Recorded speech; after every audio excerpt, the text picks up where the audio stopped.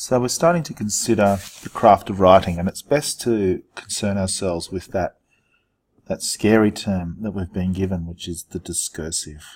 We're so familiar with creative writing, we're so familiar with analytical and critical writing.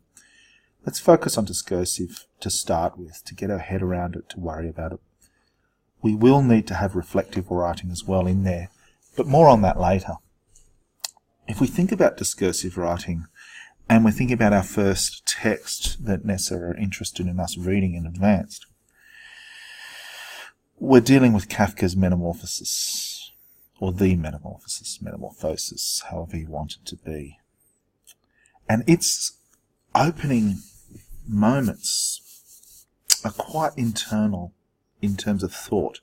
Grigor Samsa is central to the point of view of the narrative and is engaged in his voice with us and has what we refer to and what Lodge has here, and this is a critical text, interior monologue.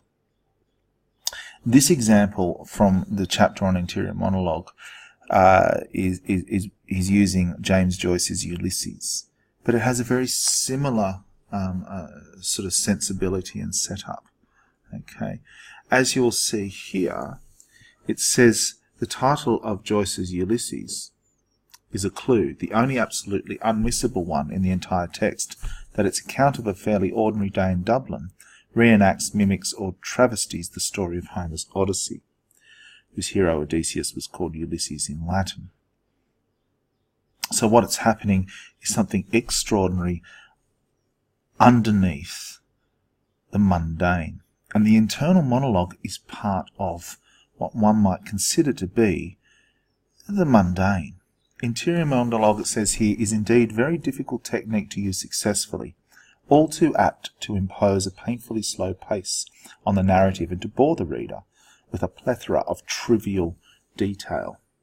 Now, I don't know about you, but some of the action at the beginning of Kafka's work is very, very ordinary and everyday, despite the rather extraordinary, bizarre, and truly nightmarish occurrence that is there in the very first sentence.